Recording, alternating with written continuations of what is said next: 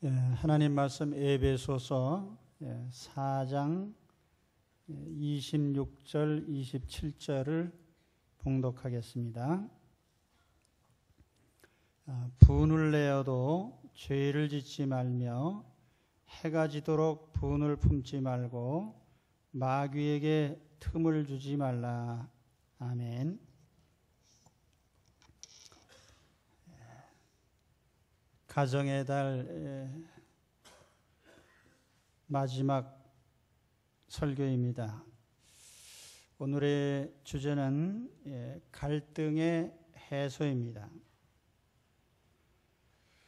가족은 오랜 기간 한 집안에서 생활하는 공동체입니다. 그러므로 친밀한 관계를 유지하는 것이 절대적으로 필요합니다. 우리가 잠깐 엘리베이터 안에 낯선 사람과 단둘이 있을 때가 있습니다. 상당히 멋쩍습니다. 대화도 없고 감정의 교류도 없고 그런 가운데 함께 있으려고 하면 빨리 문이 열리고 그 공간을 빠져나오고 싶은 생각뿐입니다. 하물며 우리가 수십 년 같은 집안에서 지내야 한다고 하면 우리가 어떤 관계가 되어야 되겠습니까?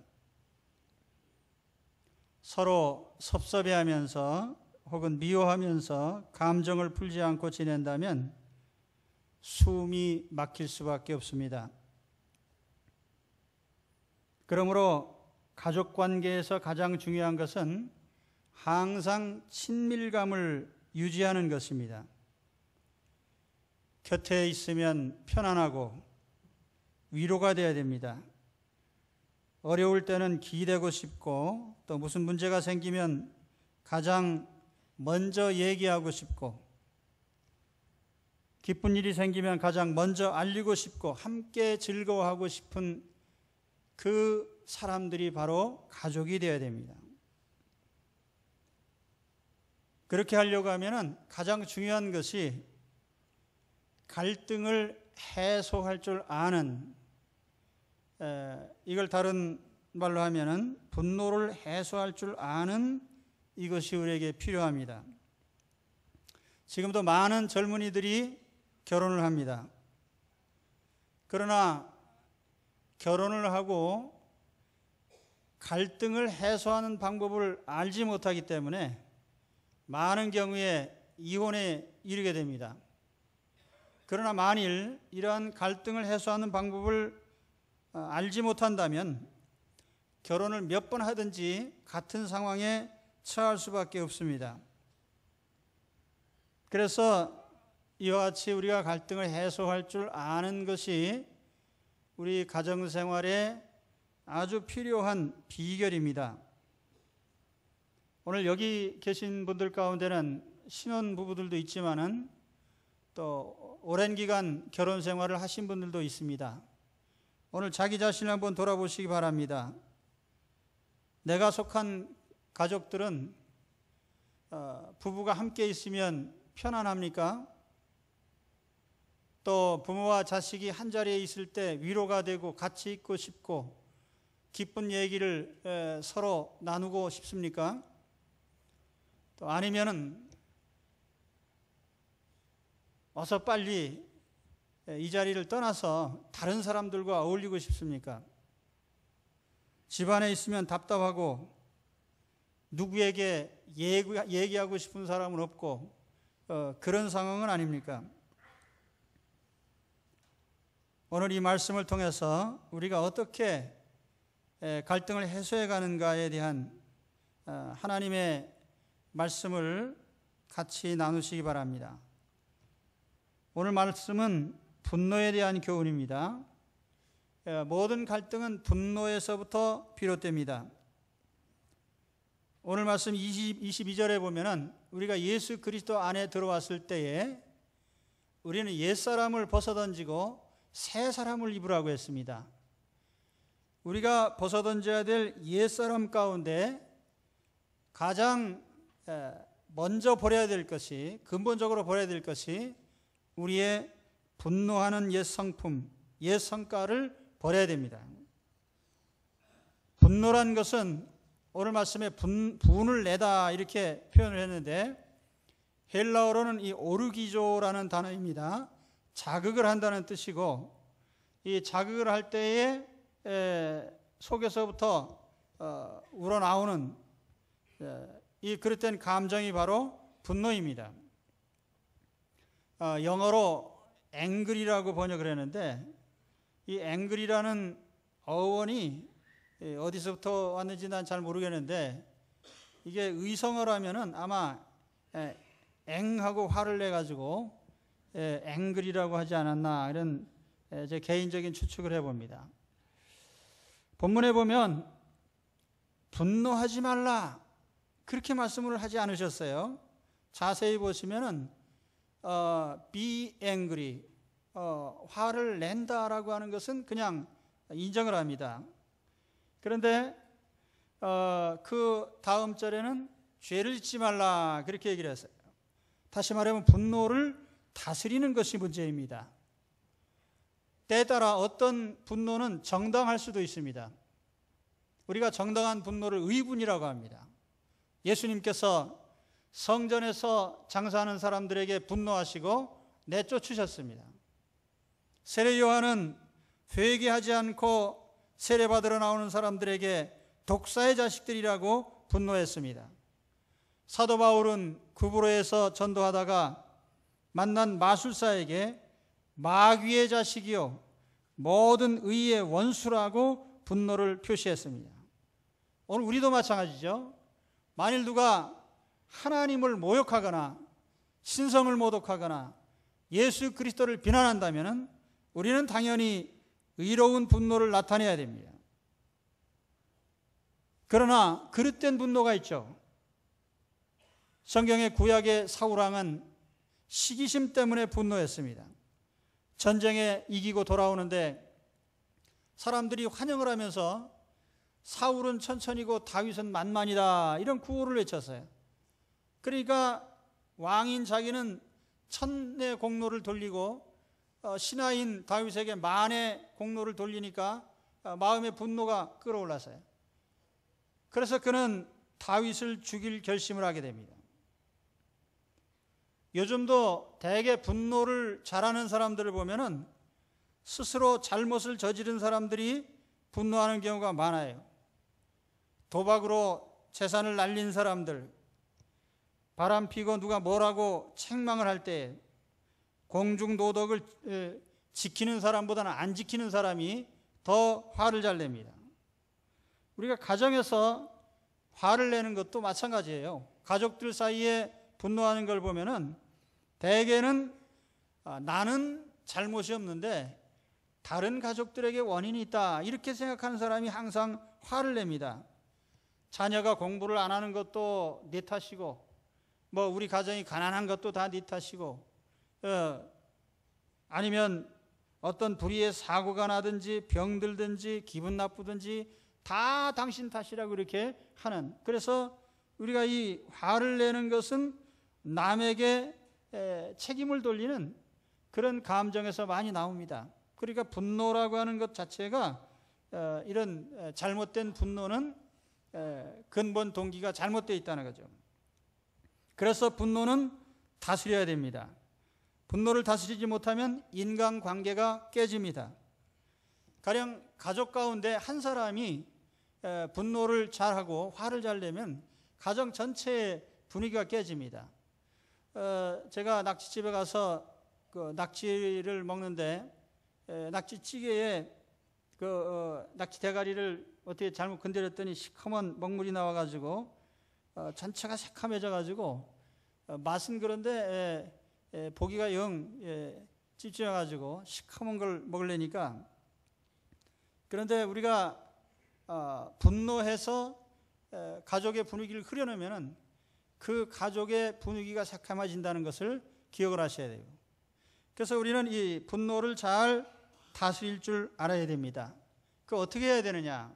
오늘 사도 바울이 우리에게 두 가지 큰 비법을 알려주고 있습니다. 첫째는 분노하되 죄는 짓지 말라, 이렇게 권면을 합니다. 분노는 어쩔 수 없는 감정이라 해도 그 분노 때문에 죄를 짓는 단계로는 나가지 마라. 다윗은 시편 4편 4절에 너희는 떨며 범죄치 말지어다, 자리에 누워 심중에 말하고 잠잠할지어다. 하나님 앞에 두려워 떠는 마음으로 죄를 짓지 말아라. 내가 아차 잘못하면 죄를 지을 수 있다, 이런 위기감을 가지고 분노의 감정이 있을 때 죄로 연결되지 않도록 조심하라는 거예요. 그래서 그는 오히려 자리에 누워서 마음속으로 얘기를 하되 입을 열어서 남에게는 말하지 않는, 아마 이것도 하나의 방법일 거예요. 분노했을 때는 남에게 말하지 마라. 거기에 좋은 말이 나올 리가 없어요. 그렇기 때문에 분노의 감정을 가졌을 때에는 안으로 다스리라. 다윗은 그렇게 얘기를 합니다. 인간의 모든 죄가 대부분이 분노 중에 나타납니다. 가인이 왜 동생을 죽였어요? 하나님께서 똑같은 자리에서 두 사람이 제사를 드렸는데 동생 아벨의 제사는 받으시고 자기의 제사는 안 받으셨어요. 그러니까 화가 났습니다. 화가 난 데까지는 참아줄 수 있는데 자기 동생을 빈 들에서 돌로 쳐 죽였어요. 화가 난 것이 살인으로 연결이 된 겁니다. 헤롯 안디바스는 동생의 아내를 가로챘습니다. 부도덕한 일이기 때문에 세례 요한이 책망을 했어요. 그랬더니 세례 요한의 책망을 받은 그가 분노를 참지 못하고 그 선지자 세례 요한의 목을 쳐서 죽이도록 명령을 내렸어요. 요즘 신문을 보십시오. 많은 죄악들이 분노 중에 발생합니다. 아래 윗집에 서로 사는데 저녁 늦게 음악을 크게 틀고 소음이 나서 그거 좀 조용히 해주시오 그랬더니 네가 무슨 상관이냐. 그래서 서로 치고받고 싸우다가 나중에 살인을 합니다. 공원에서 둘이 개 끌고 가다가 개끼리 으렁거려가지고 개가 싸웠는데 나중에 주인이 싸우다가 나중에 멱살 잡고 나중에 같이 경찰서까지 가는 경우가 생깁니다. 자동차 운전하시는 분들은 많은 경우에 경험하실 거예요. 접촉사고가 나면 덮어놓고 나와서 삿대질하는 사람이세요. 저도 그런 경험이 있습니다. 우리가 교인들하고 같이 신방 가는데 웬 놈이 앞에 차를 갖다 그냥 탁 세우더니 화를 내면서 한참 그러더니 가더라고요. 우리 가족 사이에도 그렇습니다. 우리 배우자가 잘못을 하거나 그랬을 때에 화가 나죠. 화가 나면 나도 잘못을 저질러야 됩니까? 그 화가 나는 그것으로 인해서 나도 죄를 짓지 않도록 하란 말이에요. 그래서 가족 사이에도 살인이나 폭력이나 때로는 방화나 음주나 간음이나 온갖 죄악들이 이 분노 가운데 나타납니다. 어떤 사람 보면은 부부끼리 싸우다가 자기 집에 불을 지르는 사람이 있어요. 아마 우리 가운데는 그런 분이 없으실 줄 믿습니다. 오늘 말씀에 보면은 분노할 때 마귀에게 틈을 주지 마라 그랬어요. 이 틈이라고 하는 이 단어가 영어로 플레이스, 장소라는 뜻이에요. 공간이라는 뜻이고 여지라는 뜻입니다. 마귀는 작은 공간이나 여지가 생기면 그걸 찬스로 사용을 해요. 그러니까 사람이 화가 났을 때 살인하게 만들어요. 화가 났을 때 폭력을 행사하게 해요. 화가 났을 때 술을 마시게 만들고요. 화가 났을 때 때려 부시게 만들어요. 그래서 이 마귀는 사람이 화를 품고 있는 순간에 모든 죄를 짓도록 그렇게 작용을 하는 겁니다. 그러니까 우리가 분노를 품어도 절대로 죄는 짓지 말라고 한 이 하나님의 말씀을 마음에 새겨두십시오. 분노는 몸과 마음에 상처를 남깁니다. 분노할 때에 내뱉은 말 때문에 우리 마음에 가장 깊은 상처를 받습니다. 이런 상처들이 쌓이면 가족관계에 돌이킬 수 없는 간격이 생깁니다. 대개의 경우에 어떤 큰 잘못을 저질러서 부부가 서로 갈라서는 경우는 없어요.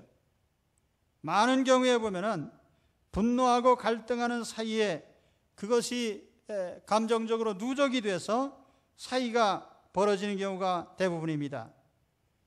또한 이 분노는 육체의 건강을 뺏어갑니다. 많은 사람들이 스트레스가 병의 원인이다 그렇게 얘기를 해요. 그렇습니다. 우리가 스트레스를 받으면은 우리의 면역력이 약화된다고 그래요. 여러분, 우리나라가 공산당으로부터 공격으로부터 우리가 지켜야 되는데, 만일 우리 군대가 무장해제하면 어떻게 되겠어요? 우리 몸의 면역력이 우리를 지켜주는 군대인데 이 면역력이 깨져버리면 우리가 여러 병에 걸릴 수가 있습니다. 그렇기 때문에 우리 이 분노를 쌓아두는 것은 우리 육체에도 결단코 좋은 게 아니에요. 화를 내다가 혈압이 높아지고요. 화를 내고 분노를 품다 보면은 우리가 암에 걸리기 쉽고, 분노는 영혼과 육체를 모두 망가뜨리는 나쁜 것입니다. 그러므로 오늘 말씀 명심하시기 바랍니다. 화를 내더라도 그 분노 때문에 죄를 짓지는 마십시오. 화난다고 아무렇게나 행동하지 말고요. 화난다고 아무런 말이나 막 하지 마시라 말이에요. 할렐루야. 그 다음에 두 번째, 분노는 당일에 풀어라. 아마 이 한 가지만 잘하면 모든 갈등은 다 해소가 될 겁니다. 모든 분노는 당일에 풀어라. 이 당일에 풀라고 하는 것은 최대한 빨리 풀어버리라는 얘기입니다. 26절에 보면은 해가 지도록 분을 품지 말라. 영문 성경에 보면은 이렇게 번역을 했습니다. NLT 성경에 보면은 Don't let the sun go down while you are still angry. 네가 화나 있다면 그 화난 동안에 해가 떨어지지 않게 하라. 뭐 직역하면 그런 의미예요. 떨어지는 해가 지지 않도록 해가 지는 걸 어떻게 우리가 막을 수 있겠어요? 그러나 그 정도로 우리가 열의를 가지고 분노를 그날 풀어라 그 말이에요.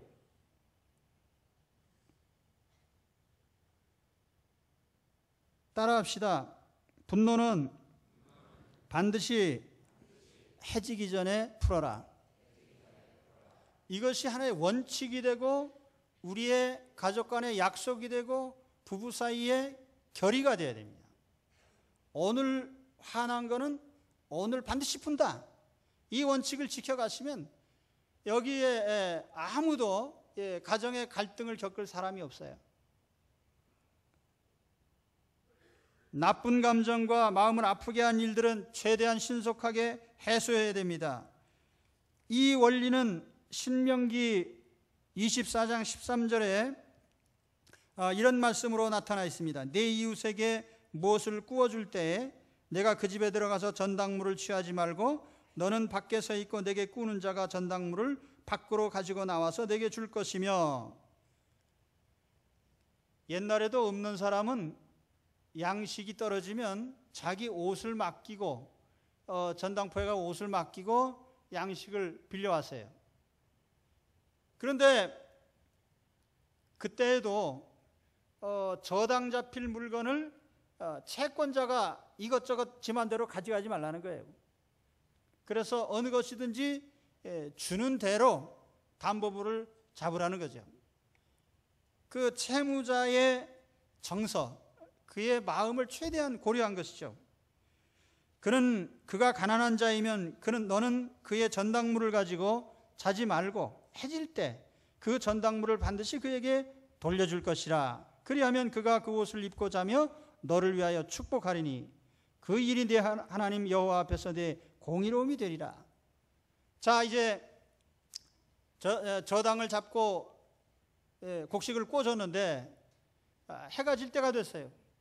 그런데 이 채무자가 갚지를 못합니다. 그럴 때 그 채권자는 저당 잡은 그 의복을 도로 돌려주라는 거예요.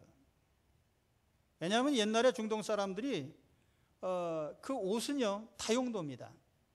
속옷 겸 겉옷 겸 외출복 겸 이불입니다. 근데 그 하나밖에 없는 그 옷을 뺏겼으니까 얼마나 마음이 아플 거예요. 그래서 그거를 마음에 품고, 야, 하나밖에 없는 이 내 옷을 뺏겼으니 근심하면서 잠자리에 들었는데 그 채권자가 그걸 돌려줘요. 그러면 마음에 고마워서 그가 밤새도록, 야, 나에게 구워주고 내가 갚지도 않았는데 이렇게 물건을 돌려주신 그분에게 하나님 복 주십시오, 그렇게 기도를 한다는 거죠. 근데 만일 그 사람이 안 돌려주었으면, 주여 내 속이 이렇게 상했는데 하나님께서 감찰하여 주옵소서, 그렇게 하면은 하나님이 그 꿔준 사람의 손을 보실 수 있다 이 말이에요.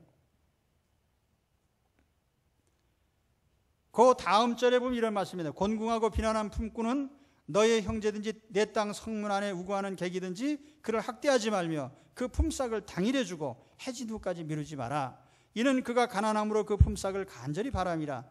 그가 너를 여호와께 호소하지 않게 하라. 그렇지 않으면 그것이 내게 죄가 될 것임이라. 남에게 노동을 시켰으면 품삯을 제때 주라는 거예요. 그 품삯을 안 주면 그 사람들은 그것만 바라고 일을 했는데, 우리나라에도 지금 이주 노동자 좀 많고 그런데 제일 나쁜 것이면 품삯 떼어먹는 거예요. 그건 하나님께서 가만 놔두지 않으십니다. 그래서 우리 이런 경우에 그들의 마음을 헤아려서요, 품삯은 당일에 줘라. 마찬가지로 우리가 어떤 마음의 아픔이나 또는 갈등이 생겼을 때, 상처가 있을 때 그것을 그날에 풀어주란 말이에요. 그것이 가정생활에도 하나의 원리가 되는 겁니다. 가족 사이에 어떤 문제가 생겼으면 그날에 그 문제를 해결을 해라. 그 감정을 풀어라. 왜냐하면 모든 마음의 상처는 오래 둘수록 치유가 힘들어집니다. 우리 육체의 병을 보면 두 가지가 있죠. 하나는 급성병입니다. 갑자기 생겨서 일이 나는 경우가 있고, 또 어떤 거는 만성이라는 게 있어요. 오래오래 언제 병들었는지도 모르게 서서히 병든 게 있고, 그런데 거꾸로 치료할 때 보면은 갑자기 생긴 거는 혹 치료도 갑자기 될 수가 있어요. 그런데 오랜 기간 이 생긴 병은요, 치료도 오래 해야 돼요. 그러니까 우리 마음의 감정은 더욱 그래요. 그래서 분노의 감정은 오래 두면 둘수록 해롭습니다. 금방 해소했더라면 아무 문제도 되지 않을 것을, 그게 이틀, 사흘, 한 주일 이렇게 길게 지나가다 보면 그것이 마음에 깊은 상처를 두게 되는 거예요. 최근에 수원지방법원 가사 일부에서 판결한 내용입니다.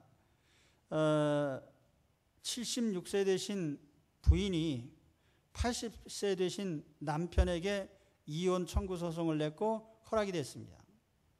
40년 동안 같이 사신 분이에요. 그런데 이혼 사유가 뭐냐? 2003년부터 6년 동안 서로 말을 하지 않고 메모지로 의사소통을 했대요. 오늘 시장에 가면 콩나물을 사다가 호박찌개 끓여주시오. 그러면 이제 끓여놓고 다 끓여놨음. 그래, 서로 얼굴도 쳐다보기 싫고, 그러니까 우리 그냥 문자 메시지로 서로 통하면서 합시다. 예. 그 왜 그렇게 됐나? 예. 여러분 같으면 6년 동안 6년도 참 오래 참으신 거예요. 그 어떻게 그렇게 될 수가 있어요? 예? 그날 감정을 해소하지 않고 가다 보니까 그냥 싫은 거예요, 사람이. 그러니까 제일 부부 문제 가운데 해결하기 힘든 게 뭐냐면은 나는 이유도 없이 싫다. 이게 제일 힘든 거예요, 원래가. 그게 한 번에 생긴 문제가 아니에요, 그거는. 두고 어떤 감정이 누적됐을 때에 나타난 결과입니다. 그래서 이 분노의 감정은 덮어둘 수도 있습니다. 대개의 경우에 부부가 어떤 의견 차이가 나고 또는 어떤 갈등이 일어나면은 대개의 경우에는 그냥 지나가는 경우가 있습니다. 그 지나가는 것도 이유가 있어요. 남편이 억압적이든지 고압적인 자세로 나오면은 괜히 얘기 꺼냈다가 일이 커지니까 귀찮아서 그냥 지나갑니다.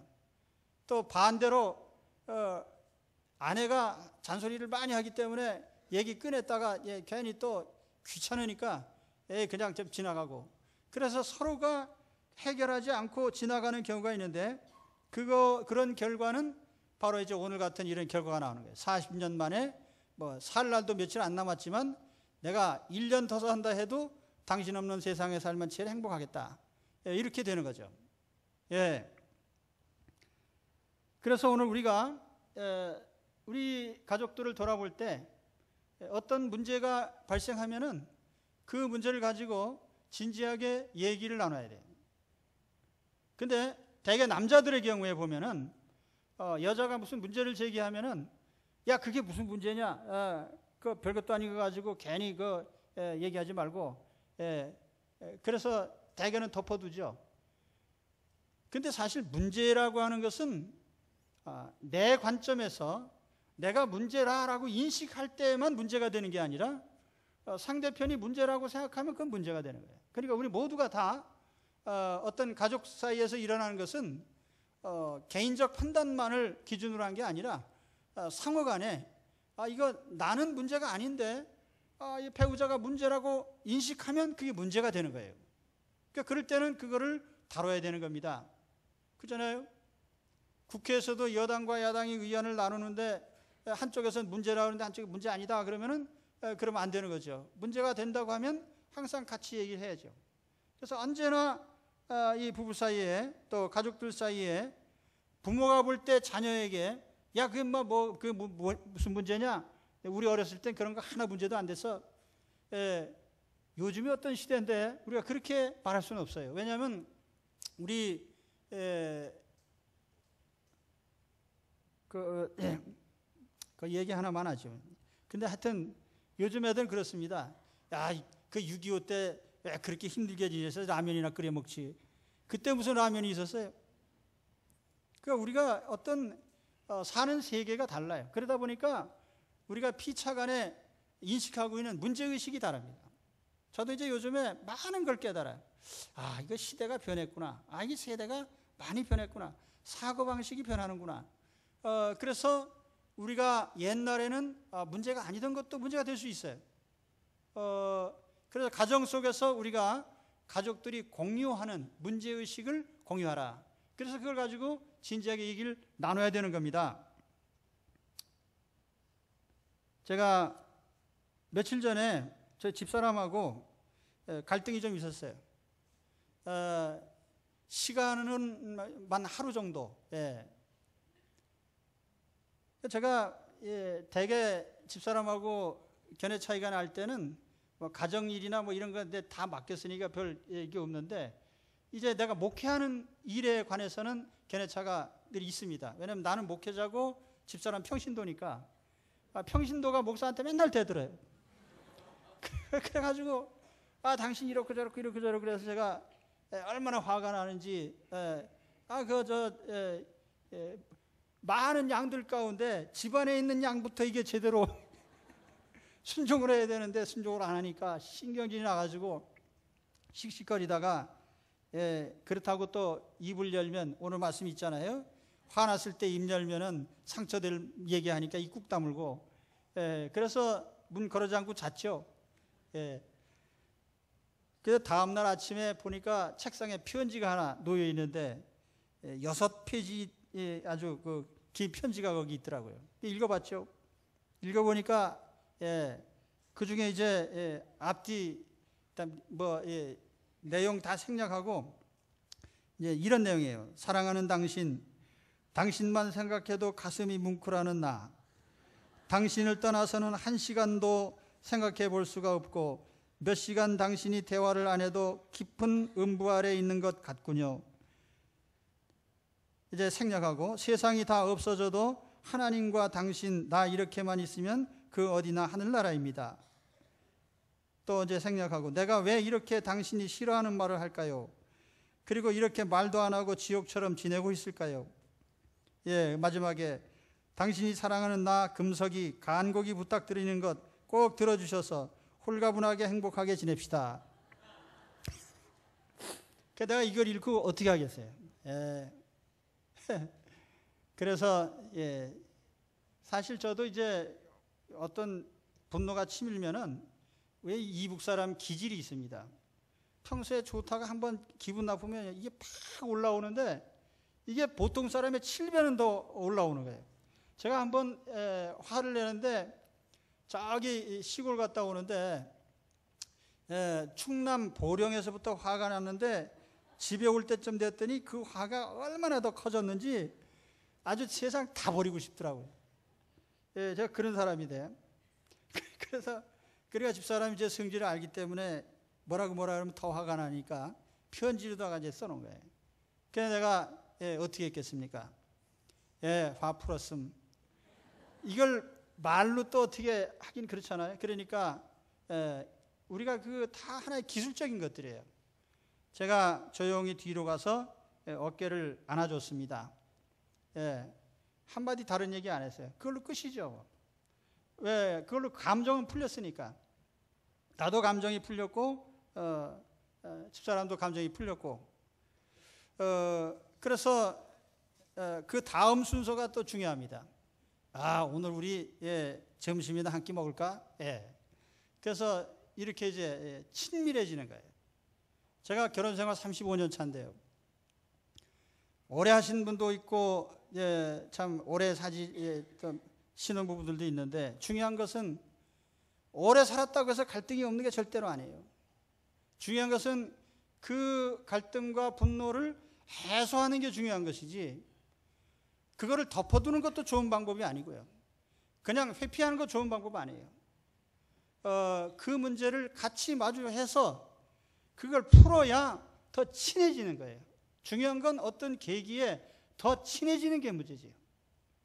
친밀해지면 그 다음에는 다음 사안이 올 때에 우리가 그걸 같이 마주할 수 있고 또 어려운 일이 있으면 같이 상의할 수가 있죠. 그래서 이 친밀해지는 것은 어떤 면에서 보면 갈등을 마주하고 해소할 때 친밀해진다. 그렇게 하면 우리는 더욱더 친구같이 지낼 수 있습니다. 부부도 결국에 보면은 세월 지나면 친구예요. 가장 오래 같이 하고 싶은 친구입니다. 근데 어디 여러분 가운데 여행 가는데 다른 사람들하고 가는 건 다 좋은데 부부끼리 가는 게 싫은 사람들 있어요?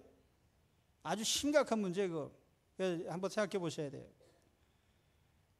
오래 살수록 더 중요한 것은 친밀해지는 겁니다. 그 친밀한 것은 갈등을 함께 해소하는 데서 오는 거예요. 그러므로 여러분 오늘 하나님께서 하신 말씀을 잘 기억하십시오. 이것은 부부 사이에도 해당되지만 부모와 자녀 사이에도 해당이 되고 또 형제들 사이에도 해당되는 얘기예요. 그래서 우리가 언제나 우리 사이에 있는 갈등의 문제를 해소하자. 그래서 여러분 우리 가정이 정말 항상 즐겁고 기쁨이 넘치는 가정을 만드십시오. 밖에 나가면 집에 가고 싶고 또 어디 가면 참 집에 가서 위로받고 싶고 집에 가서 쉬고 싶고 그래서 언제나 집으로 향하고 싶은 그 가정을 만드는 것이 우리에게 중요한 거예요. 왜 가정이 자꾸 같이 있는 게 귀찮고 싫고 그러면 안 되겠죠. 오늘 주 안에서 이와 같이 분노를 잘 다스리셔서 통제하고 다스려서 그래서 이런 은혜로운 가정들을 만들어 가시기를 축원합니다. 마지막으로 한 구절 읽어드립니다. 잠언 16장 32절에 노하기를 더디하는 자는 용사보다 낫고 자기의 마음을 다스리는 자는 성을 빼앗는 자보다 나으니라. 아멘. 기도하겠습니다.